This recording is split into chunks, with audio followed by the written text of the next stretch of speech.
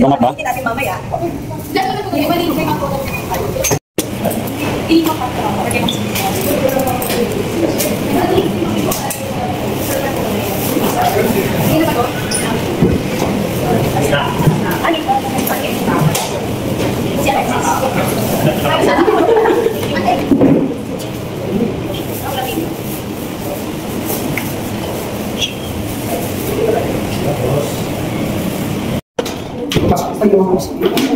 Dito po kayo sa harapan para yung malilate. Malilate ito.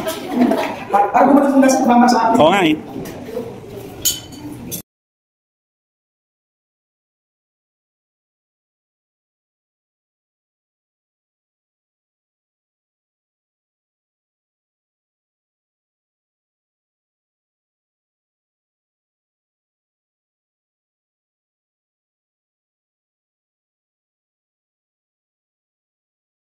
Bye-bye.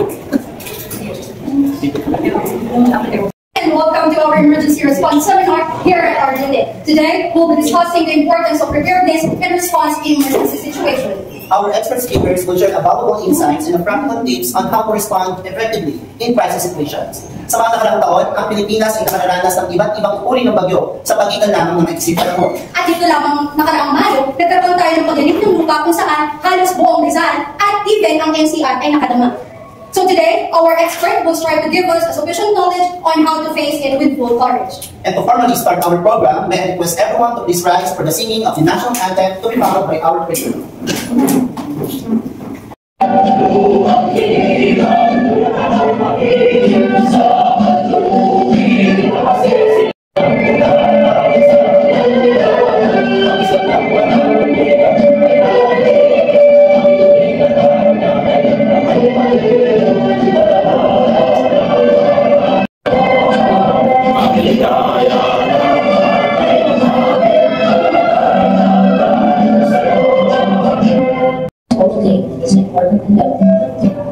We ask that you bestow your guidance and blessing upon each other, and we honor one another for keeping an open heart. We voice our truth and listen. Bless everyone present today, that each may be able to share his or her contributions and gifts. Grant good health and safety to loved ones left outside this room, and bestow peace and good to all of us. We ask for wisdom and grace to boost our talents for the governmental funds. May the various activities related to this day be a success with our intervention. Sa ating next part ng program, magkamustahan naman tayo. Say good morning! Good morning! Alam niyo naman sila. Oh, parang hindi pa handa. So say good morning to the person at your right side. Right side! Say good morning! Yun lang, hindi alam kung nasaan yung klase. Left! Ako the left side. Ako the left side. Left side ko lang, good morning. Okay, so isa sa mga magandang gawain ay simulan natin ng araw na meron tayong positibo pagbati sa bawat isa. Right?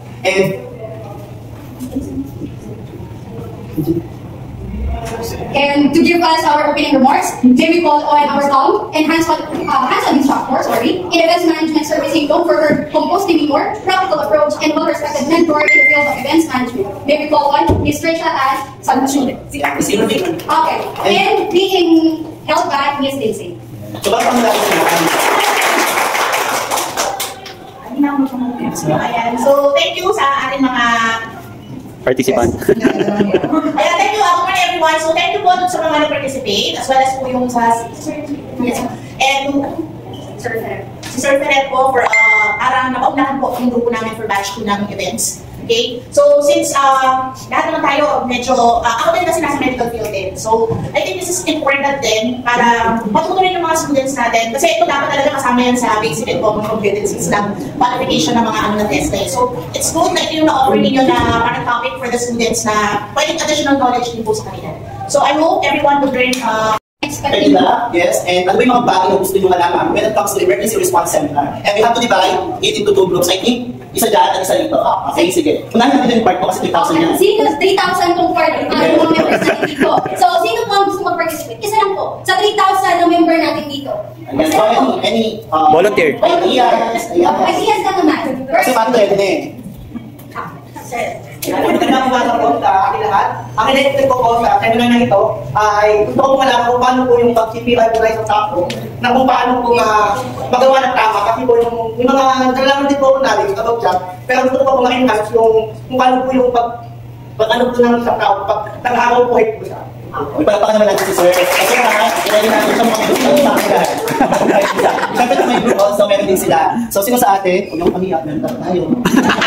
I think Ma'am Alexis. Ma'am Alexis, any insight or idea regarding sa ating seminar today? Good morning po sa ating lahat. Since this is emergency response seminar, ko, ano po ba yung mga first aid na pwede natin gawin kapag may nangyari mga emergency? Wow, very complete answer. Kung titignan natin, ang first aid talaga ay necessary in every emergency cases. And well, actually, these seminars, di lang parang indagin sa inyo, kundi sa lahat ng tao na nagilito. Especially sa ating lugar na talagang bahain, baka mamaya kung nalulunod na, so pwede namin ganun agad. Pero, kailangan natin malaman yung proper.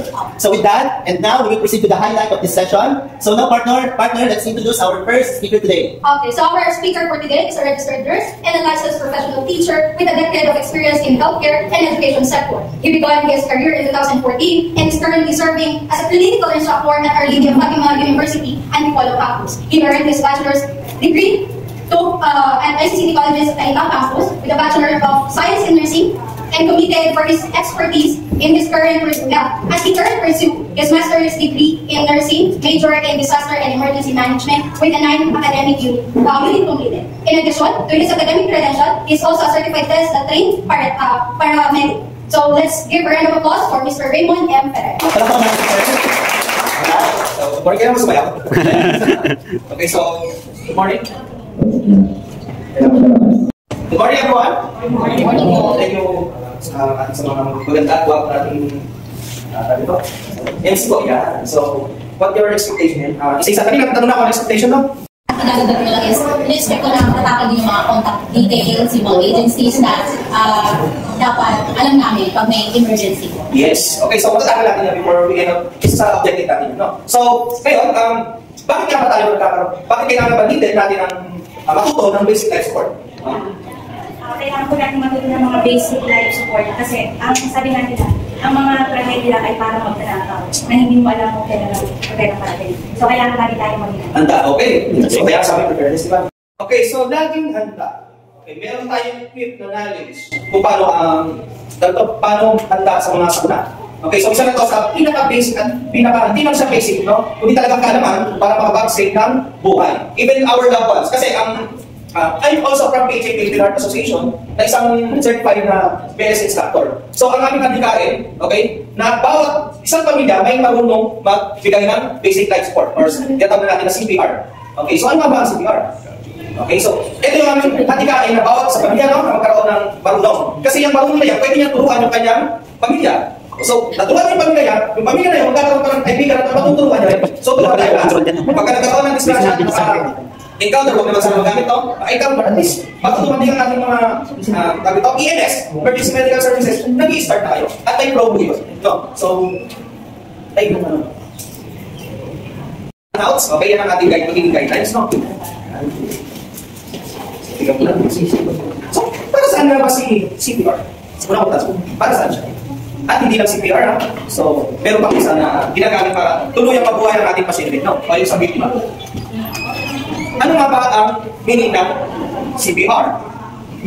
Cardiopulmonary resuscitation. Okay, cardiopulmonary resuscitation. From CPR yung C, it is A, or ganyan. Ang organ po yan?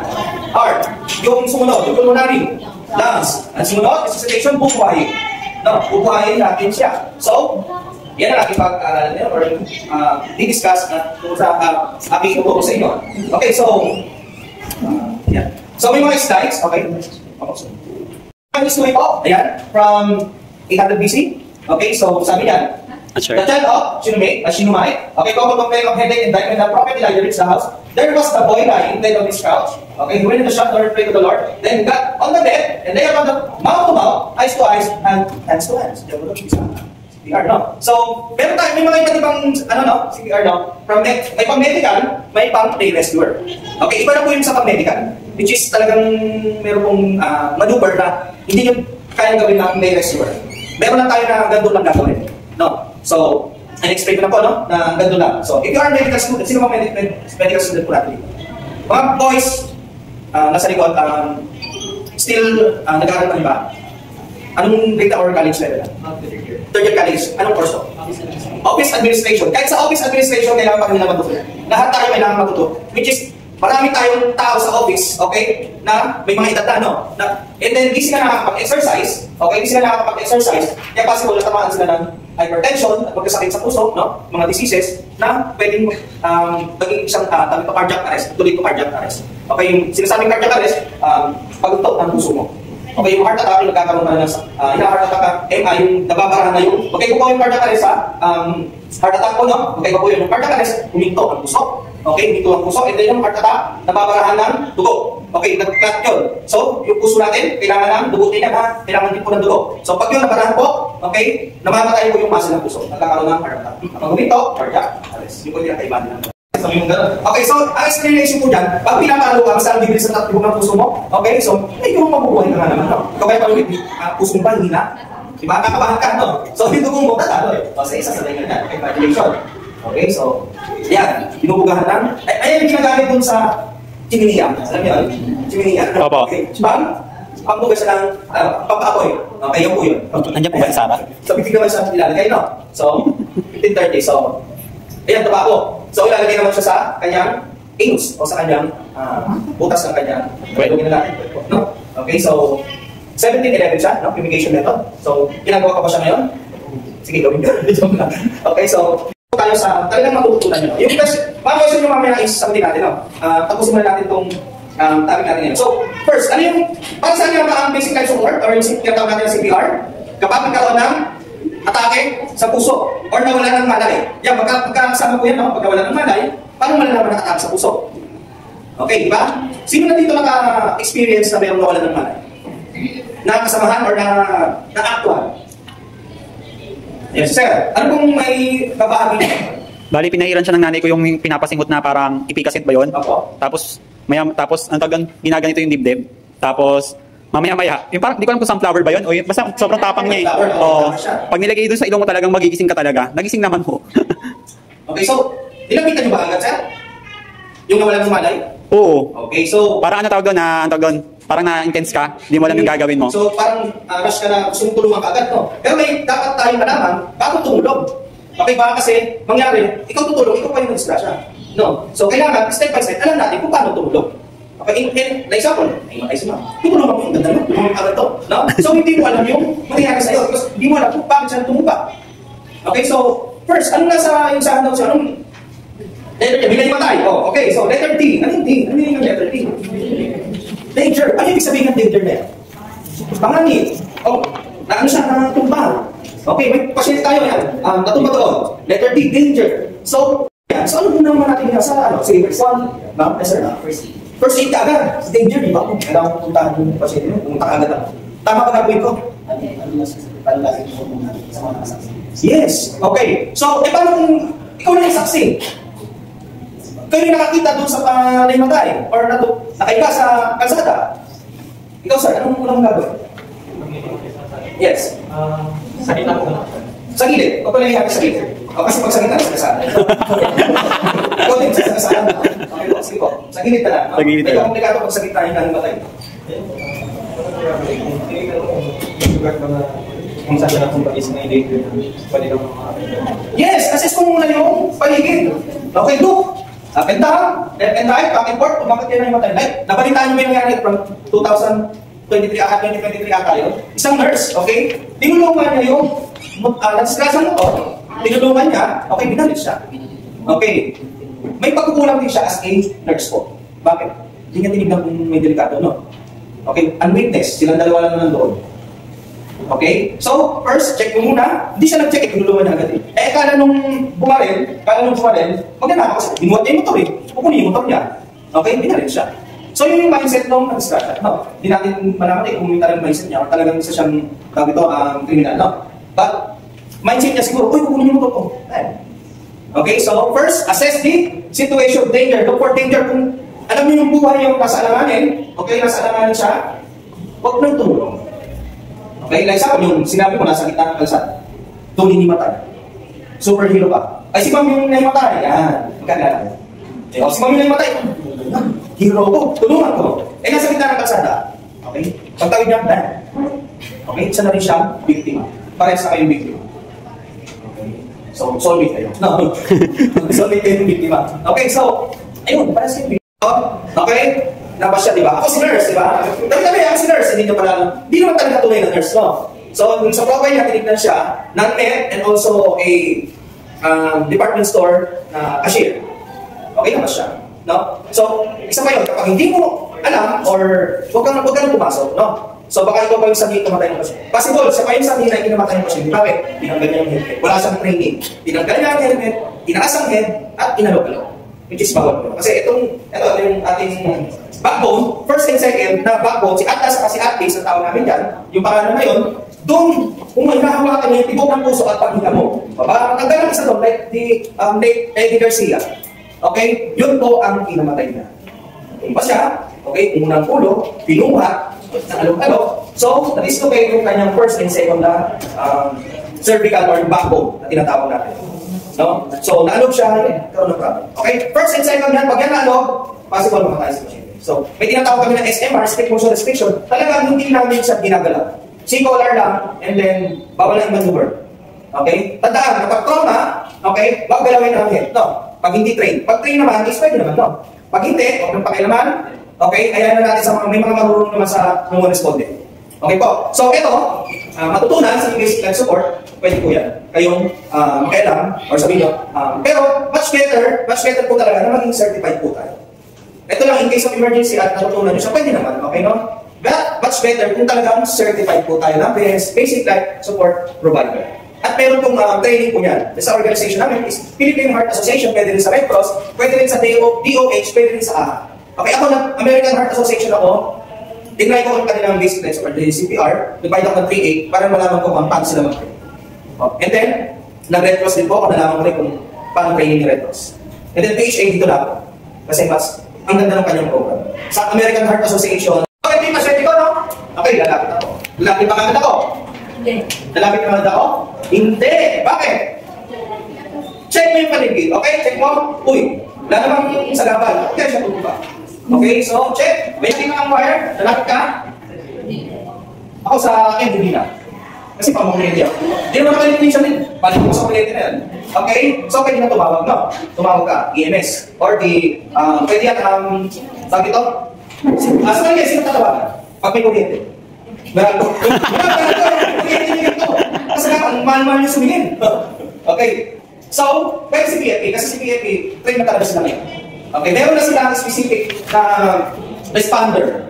EMS division ng PFP. Meron na po tayo ngayon. So, lumalawak ang ano natin ngayon. Ewan ko kung si DepEd, no? Pukunin niya yung safe na, the scene is safe. Okay, laging sa tandaan, the scene is safe, no? Okay, so, safe na yung scene, ano susunod? Lalapit ako, no? Okay, pag lumapit ako, ano sunod dyan? O, paano natin? Check! Ha? Okay, paano kung may mga bystander? Ano gagawin ko? Papakilala. Pag wala, sinisave. Also, even na may bystander, pakilala din, I mean, check in the scene pa rin, no? Okay, the scene is safe, pakilala. Kung may bystanders, check pa rin kung safe na yung scene. Okay, pakilala. Okay, sige na po, pakilala po. Pasok na ako. Okay, pakilala kayo sa isa, please. Sabihin na po, bangitin nyo, sir, I am first aid, then I am trained, marunong-train po ako magbigay ng CPR or tumulong. So, I am trained BLS provider, pwede po ba ako tumulong? Okay, again, I am trained BLS provider, pwede po ba ako tumulong? I am Raymond Berhel, trained po akong BLS provider, pwede po ba ako tumulong? Sige, kayo nga po, pangalan ko po pangalan, tapos I am trained BLS provider, pwede po ba ako tumulong? Sige po, everybody.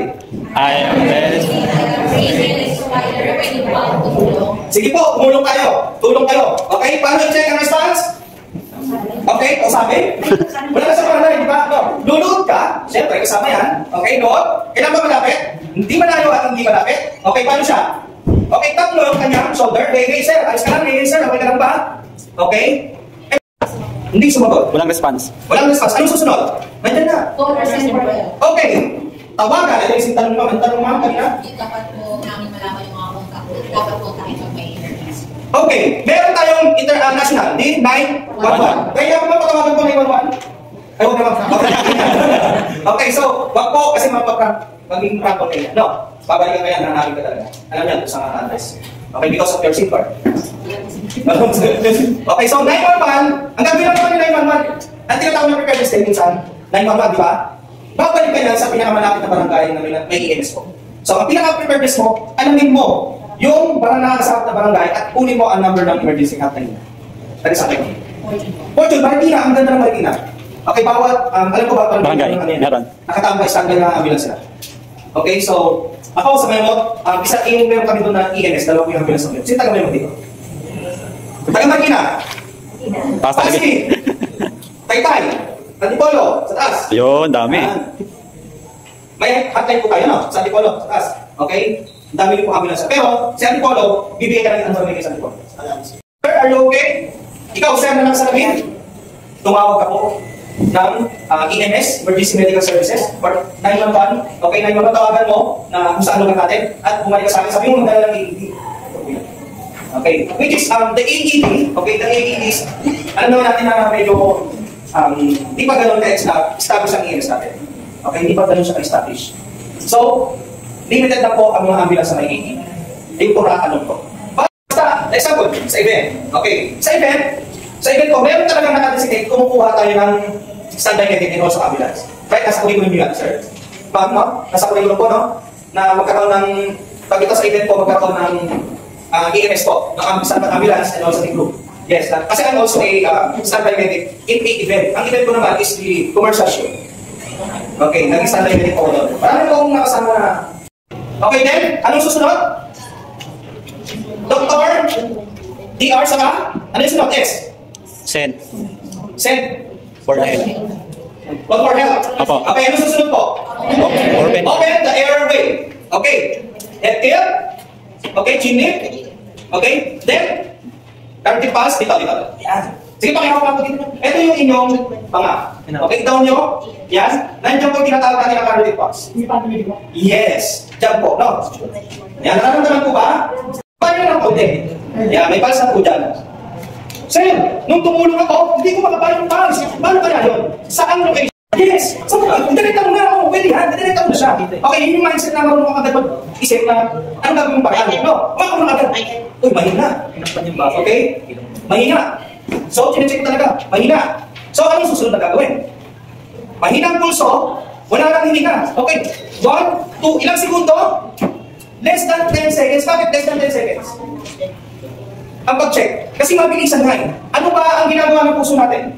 Para saan ang blood? May dala oxygen. May dala? Oxygen. Papunta saan? Sa mga nerves. Sa mga? Saan? Nerves papunta sa iba't Or organs po, sir? Ano, pinapump yung blood sa nerves papunta sa iba't ibang organs. Yes, para mabuhay yung mga organs mo, magbigay ng nutrition at oxygen. Pagpalagay nyo, sa brain, nagdadala din yan ng oxygen now. Eh, nawawalan. So, magkakaroon kasi po yung brain mo is mamatay. Okay, mawalan ng oxygen. So, kaya napaka-importante nga 10 seconds. Eh, mahina yung tibok ng puso niya at wala nang paghinga. Paano sir, medyo malakas ang tibok ng puso, pero walang hininga. Anong gagawin ko? Di ba? Sir, malakas ang tibok ng puso, pero walang hininga. Anong gagawin ko? Pagbigay na tinatawag na rescue breath ang tawag natin dito. Okay, paano namin siya binibigay? Etil, chinip, pinch nose, blow. 1, 2, 3, 4, and 2. Blow. 1, 2, 3, 4, and 3. Blow. 1, 2, 3, 4, and 4. Blow. Okay. Hanggang 20 po siya na pag-blow. Okay, 20 rescue breath. Because kanyang interval is 5 to 6 seconds every rescue breath. Yung pagbibilang po, yun po yung tama. Okay, blow, starts with the blow, ends with the blow. Start the blow. Okay, so nakikita ba? Sorry. Okay, head here, chin lip, pinch nose, blow. 1, 2, 3, 4, and 2. 1, 2, 3, 4, and 3. Okay, hanggang 20 rescue breath. Sir, after 20, anong gagawin ko? Ano ba siya, no? After 20, anong gagawin ko? CPR na. Check mo ulit. I-check mo ulit. No, paano siya i-check? Head there, chin lip, i-cardiac pulse, look, listen and feel. Wala nang pulso. Ano ba ginagawa ko? Napatay ko ata yung pasyente, yung biktima. Wala nang pulso, wala nang hininga. Ano nang gagawin? Power. Okay, sir, paano position yan? Ito, ang ating pasyente, position ka. Okay, ano ang tamang turn? Diyan. na ginagamit namin, ang tamang term is center of the chest. Ibig sabihin, gitna. Okay. So, paano ang pinaka-line mo niyan? Okay, it is the nipple, then center. Okay, sir, di ba yung mga mga... Mali siya. Mali siya. Sir, may books. Hanggang dito. Okay. Okay. Kasi babae yung aking pasyente, paano yan? Babae yung pasyente ko, ang gawin mo. Ganda pa. It is your time. No, pwede yung tulungan. No. So, meron yan, may nag-confess yan sa US na, may nag-confess sa US yan na, ano daw, malicious daw, yung ginawa sa kinaso niya. Okay? But, there's some, wala tayong good Samaritan no dito.